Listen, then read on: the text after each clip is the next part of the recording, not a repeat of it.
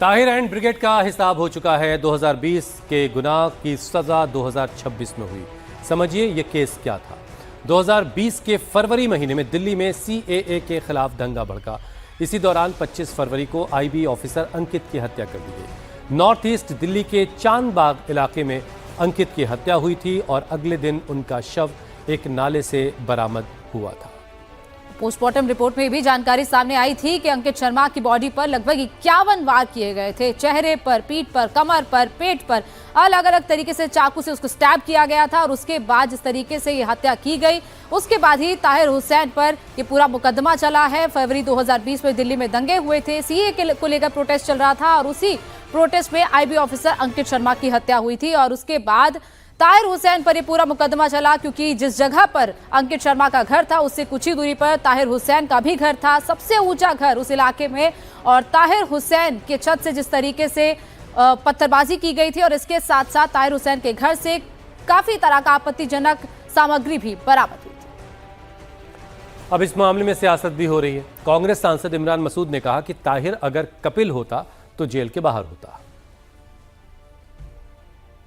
इनके लिए एविडेंस सारे इकट्ठे हो गए, जबकि वो ताहिर पुलिस वालों के साथ घूम रहा था दंगा कंट्रोल कराने के लिए, और कपिल कहाँ घूम रहा था दंगा कराने के लिए।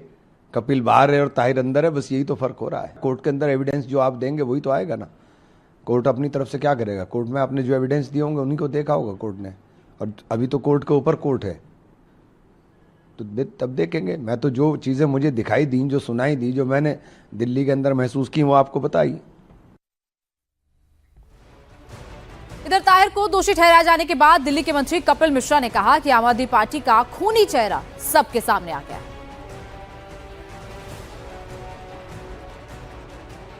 2020 में जो दंगे हुए, आज ये बात साबित हो गई है कि ये दंगे सुनियोजित तरीके से, प्लान तरीके से हिंदुओं का नरसंहार करने की साजिश थी।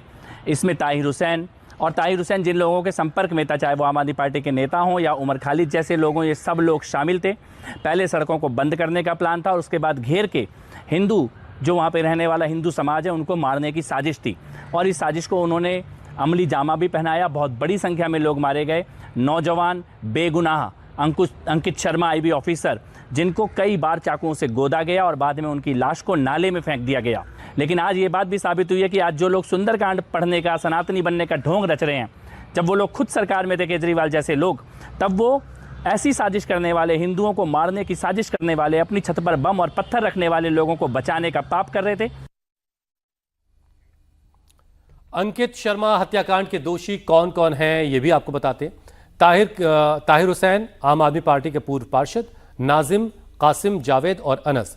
ताहिर समेत कुल 11 आरोपी थे, लेकिन 6 लोगों को सबूतों की कमी की वजह से बरी कर दिया गया। तो ताहिर हुसैन को दोषी करार दिया गया, उसके साथ 4 और लोगों को, यानी कुल 5 लोगों को दोषी करार दिया गया है।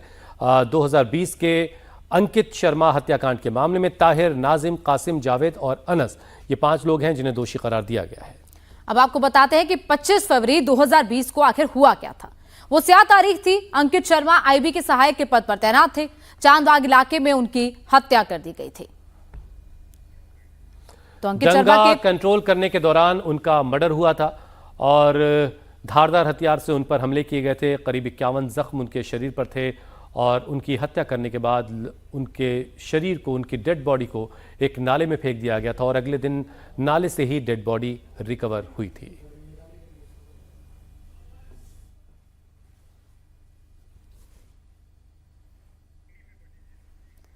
वहीं इस पूरे मामले में जॉइंट सीपी क्राइम का क्या कहना है, आइए आपको सुनाते हैं। इनको हत्या के मामले में 302 में, 365 में और आईपीसी के अन्य विभिन्न धाराएं जो राइट की हैं, दंगा फैलाने की हैं, आगजनी करने की हैं, मारपीट करने की हैं, उन धाराओं के तहत इनको दोषी पाया गया है। आम आदमी पार्टी के जो पार्षद हैं ताहिर हुसैन, उनको भी हत्या में और किडनैपिंग, अबडक्शन जो है 365 की जो धारा है उसमें दोषी पाया गया है। अब हम कोर्ट में आगे भी पैरवी करेंगे ताकि इनको ज्यादा से ज्यादा सजा दिलवाई जा सके। ये केस हमारे लिए प्रायोरिटी का एक केस रहा है अभी तक। और इसी पर और ज्यादा जानकारी के साथ अतुल भाटिया हमारे साथ लाइव जुड़ गए हैं। अतुल, क्या जानकारी है? 16 तारीख को अब बहस होगी, फांसी या उम्र कैद की ये मांग की जाएगी परिवार की तरफ से, क्या जानकारी इस पर, इसको लेकर? और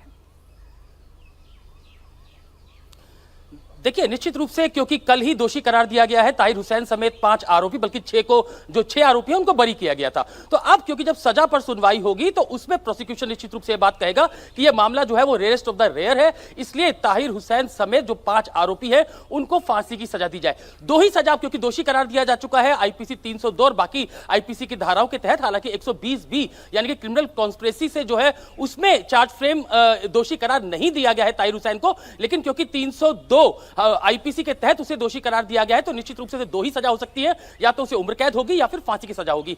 वहीं जो ताहिर हुसैन की तरफ से जो पक्ष रखा जाएगा, तो अब यही पक्ष रखा जाएगा कि उनकी उम्र काफी ज्यादा है और उनको जो है उम्र कैद की सजा दी जाए, फांसी की सजा नहीं दी जाए। लेकिन प्रोसिक्यूशन, क्योंकि कल भी हमने देखा था कि दिल्ली पुलिस कमिश्नर सतीश गोलचा, जो कि उस समय 2020 के अंदर स्पेशल कमिश्नर थे, उनकी तरफ से भी एक बयान आया था कि इस पूरे मामले की प्रोफेशनल इन्वेस्टिगेशन की गई और यही कारण है कि अब ताहिर हुसैन समेत 5 आरोपियों को दोषी करार दिया गया है। तो अब जब कोर्ट के अंदर इस पूरे मामले पर सजा पर सुनवाई होगी तो प्रोसिक्यूशन निश्चित रूप से यह बात कहेगा कि यह मामला रेयरेस्ट ऑफ द रेयर है, इसलिए उसे फांसी की सजा दी जाए। तो अब पूरी नजर इसी बात के ऊपर है, क्योंकि दोषी करार ताहिर हुसैन समेत 5 आरोपियों को दिया जा चुका है। कल हमने देखा कि कोर्ट में किस तरीके से वो रोने लगा था जब उसको दोषी करार दिया गया था। तो जब उसे सजा सुनाई जाएगी, हालांकि पहले सजा पर जो है वो पूरी बहस होगी, दोनों तरफ से बहस होगी, जिसमें प्रोसिक्यूशन और जो बचाव पक्ष है वो अपनी अपनी दलीलें रखेंगे और उसके बाद ऑर्डर रिजर्व करने के बाद इसके ऊपर कड़कड़ुआ कोर्ट जो है वो अपना फैसला सुनाएगी। तो मान के चलिए कि अभी 10 से 15 दिन और इस पूरे मामले के अंदर लग सकते हैं, जब ताहिर हुसैन समेत 5 तो प्रोसिक्यूशन और डिफेंस की जिरे के बाद अब यह तय होगा कि क्या सजा होगी, क्या